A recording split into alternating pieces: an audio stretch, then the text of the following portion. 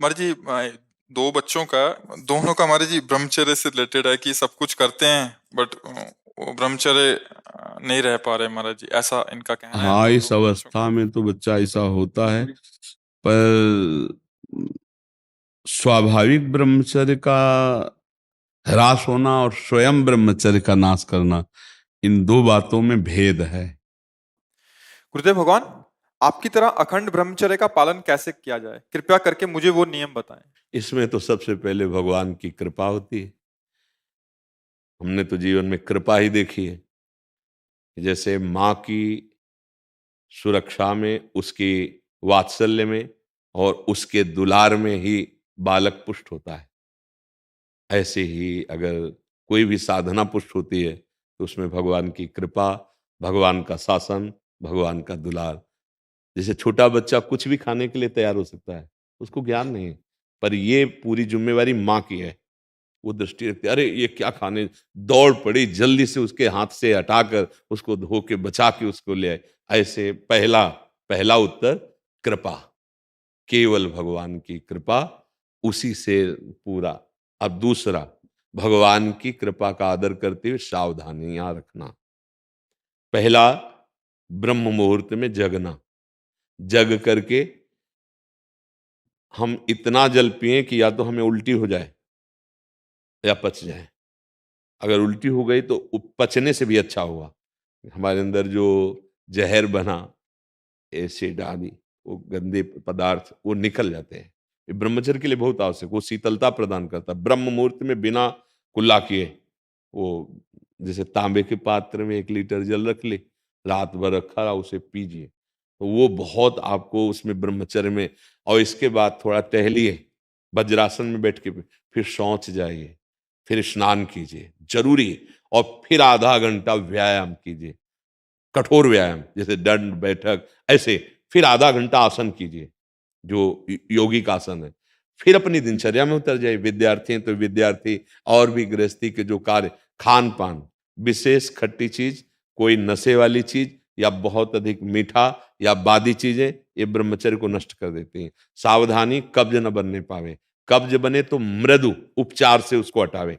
जैसे अब एकदम बाजार से मिला चूर्ण ऐसा, वो नहीं, मृदु उपचार। जैसे ईसबगोल की भूसी है, छोटी हर है, उसको मिला लो, 1 चम्मच हो, 1 चम्मच हो, और 10 दिन बराबर लो। वो आपके हाथों को धीरे से, अगर कोई बहुत ही तीव्र औषधि पाली तो वो पेट तो साफ करेगी लेकिन ब्रह्मचर्य को भी हटा देगी। वो इतनी हीट पैदा करेगी, जो कब्ज से हीट पैदा हुई थी, बहुत संभालने की जरूरत होती है। अगर व्यायाम नहीं है और आसन नहीं है और दिनचर्या ठीक नहीं, आहार ठीक नहीं, तो भूल जाए कि कोई ब्रह्मचर्य नैष्ठिक, 10-20 दिन वो बात अलग है, नैष्ठिक ब्रह्मचर्य के लिए। अब जो उसके विरोधी भाव हैं, जैसे मोबाइल है, उसे गंदी बातें देखोगे, कभी ब्रह्मचर्य नहीं रह सकते। जैसे गंदे मित्रों का संग करोगे, कभी ब्रह्मचर्य नहीं रह सकते।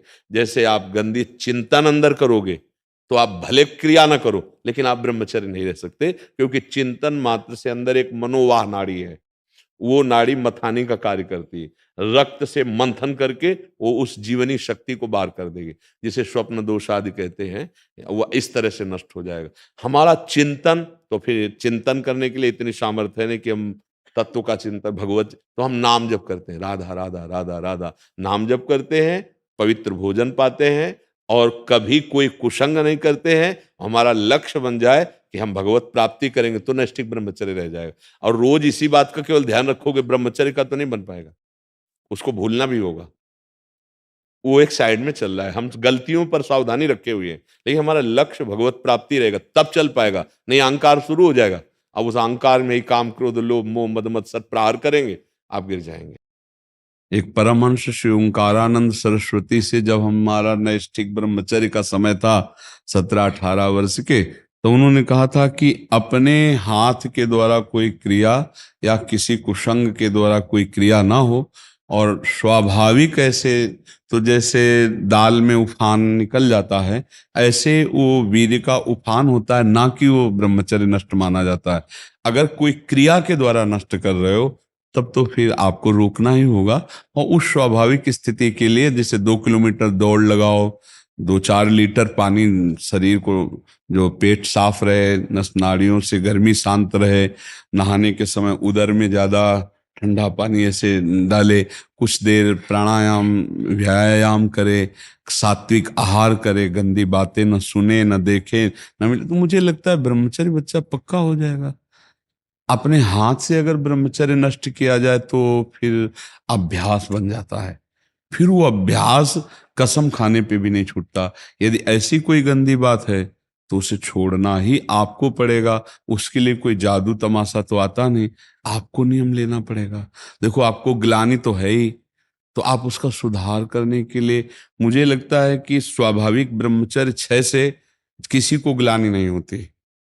ज्यादा ग्लानि होती जब नियम धारण करना चाहते हैं और फिर हम जब नहीं धारण कर पाते, तब हमें परेशानी होती। क्यों? ऐसी ही तो परेशानी होगी। हाँ महाराज जी, ऐसी है। तो पर बात ये है महाराज जी की अहंकार बहुत है, ग्लानि बहुत कम होती है। अहंकार इतना ज्यादा हो गया है जी, कि ये बुरा नहीं लगता है, अब हमारे डेली का रूटीन जैसा हो गया है, तो मतलब लगता ही नहीं कि कुछ गलत काम किया। हाँ, क्योंकि बच्चा, जब हम नए नए कोई गलत काम करते हैं तो हमारे अंदर जो सत परमाणु होते हैं वो आपको ग्लानि देते हैं, और जब अधिक असत परमाणु हो जाते हैं, जैसे कोई हत्या करता है पैसे लेके, तो उसको हत्या एक व्यापार नजर आता है, उसको कोई ग्लानि नहीं होगी, आके शराब पिएगा, मस्ती से रहेगा। उसको उसके सत परमाणु नष्ट हो चुके हैं। जैसे अभी अपने प्रश्न करता पीछे से कि हम जब गाली या कुछ ऐसा कटु बोलते हैं तो हृदय दुखी हो जाता है। कितना पवित्र परमाणु है जो गलत बोलने पर भी हृदय को दुख देते हैं। और तुरंत बाद इतना बुरा लगता है महाराज जी कि क्या पाप कर दिया, लेकिन करते समय बुरा नहीं लगता। नहीं बच्चा, हमें लगता है कि ब्रह्मचर्य पर महत्व ना होने के कारण ऐसा होता है। नहीं, ब्रह्मचर्य पर महत्व हो और बुरा लगे, फिर अगली बार हम उसको सुधार न पाए, ऐसा कैसे हो सकता है? हमको जहां से क्लेश मिल रहा है, अशांति मिल रही, वो हम कार्य कभी नहीं करेंगे, लेकिन हमको सुख मिल रहा है ऐसा आभास हो रहा है, इसलिए हम उसे करते हैं। बच्चा, सुख क्या है? एक नई दाद जैसे हो जाए, खुजलाओ, बस उतने सुख मात्र के लिए अपने ब्रह्मचर्य का नाश कर रहे हो। उसको थोड़ा रोकना होगा, थोड़ा सहना होगा। उसको रोकने सहने के लिए नाम जप और आसन, जरूर आसनों में बैठना हो, क्योंकि ब्रह्मचर्य एक तपस्या है बच्चा। ये कोई साधारण तो है नहीं तो सबको ही रह लेता। एक तपस्या है। सात्विक भोजन, कब्ज ना रहना, प्राणायाम व्यायाम, और ये पक्का समझना कि मुझे किसी भी स्थिति में ब्रह्मचर्य भंग नहीं करना। संतानोत्पत्ति गृहस्थ के लिए तो वो अनिवार्य विषय है, अनिवार्य विषय है, वो तो करना ही है उसे, क्योंकि गृहस्थ धर्म में गया है तो संतानोत्पत्ति। लेकिन जब तक ऐसी स्थिति नहीं आती तब तक हम ब्रह्म, तो उसमें फिर पहले की सारी क्रियाएं बंद करने के बाद भी पूजा बंद नहीं हो पाती। अभ्यास अभ्यास अभ्यास तो इतना विचित्र है भैया कि हमको एक साधक मिला, उसने बताया मैं करता ही नहीं, सोते हुए मेरे हाथ से हो जाता है, मैं करता भी नहीं हूं, मुझे सुध भी नहीं रहती। तो हमें पहले तो लगा कि ऐसा कैसे हो सकता है, फिर चिंतन में आया कि अभ्यास के द्वारा हो सकता है। अभ्यास, गलत अभ्यास हमारे जीवन को नष्ट कर देता है। तो क्या हम सही अभ्यास से धीरे धीरे गलत अभ्यास पर शासन नहीं कर सकते? कर सकते हैं, पर क्या होता है, हम बहुत जब, जल्दी हार जाते हैं। अब इसका अंदर से समझो, आपको जब मन गलत सलाह दे रहा होता है तो उस समय आप सावधान नहीं होते। उस समय आप सुखद वृत्ति करके और आप मान लेते हैं कि इसमें सुख है, और फिर जब क्रिया हो जाती है तब आपको होश आता है। फिर आप मन से ग्लानि करते हैं कि यार मैंने क्यों किया, मैंने तो नियम लिया था, अब ऐसा, पर आप उसे सुखद मानते हैं। अंदर एक शीतलता सी दौड़ती जब वो बात आती कि यार सुख है इसमें, बस यही सुख की भावना ही नष्ट करती। भगवान ने काम पर विजय प्राप्त करने के लिए यही बात बताई, वैराग्य और अभ्यास के द्वारा भगवत नाम जप, सत्संग सुनना, भगवत चरित्रों का पढ़ना, आसनों पे बैठने का अभ्यास करना, प्राणायाम का अभ्यास करना, सात्विक भोजन ब्रह्मचर्य रहने के लिए एक तपस्वी जीवन चाहिए बच्चा। तो स्वाभाविक ब्रह्मचर्य नष्ट ना हो, इसके लिए आपको अपने हाथों पर शासन करना होगा। आपको मोबाइल ना देखने का नियम लेना होगा, गंदी बातों का, गंदे बच्चों का संग नहीं करना होगा, तभी आप चल सकते हो। नहीं, आजकल बहुत गलत उपदेश देने वाले वो मोबाइल में। जी कुछ मित्र तो ऐसे हैं जो आपके पास भी आने से रोकते हैं। हाँ, क्योंकि हमारे पास रुकेंगे तब तो।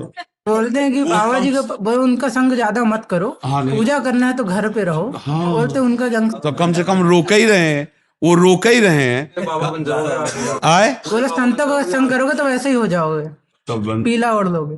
लेकिन आपसे मिलने के बाद में जीवन बिल्कुल नहीं, हमने कभी ये तो नहीं कहा पीला पहन लो, हमने तो यही कहा है कि ऐसे बनो आचरण गृहस्थ में भी बनकर कि दूसरों को सुख पहुंचाओ और अपने को सुख पहुंचाओ। अच्छा, आप खुद बताओ, एक बार ब्रह्मचर्य क्षीण होने के बाद आपको शारीरिक और मानसिक परेशानी होती है कि नहीं? हर तरह से होती है होती है महाराज। ना। तो देखो वो गलत है ना, चाहे डॉक्टर कहे चाहे मित्र कहें, वो गलत उपदेश देते हैं ना। यदि आपका स्वाभाविक ब्रह्मचर्य क्षीण होगा तो आपको उत्साह, शारीरिक फुर्ती बढ़ेगी। ध्यान देना, महीने 2 महीने 2.5 महीने में जब स्वाभाविक ब्रह्मचर्य स्वप्न दोष आदि होगा, वो आपकी शक्ति नहीं होगी, वो संतान उत्पत्ति करने वाला वीर्य नष्ट नहीं होता, वो क्रिया से ही होता है।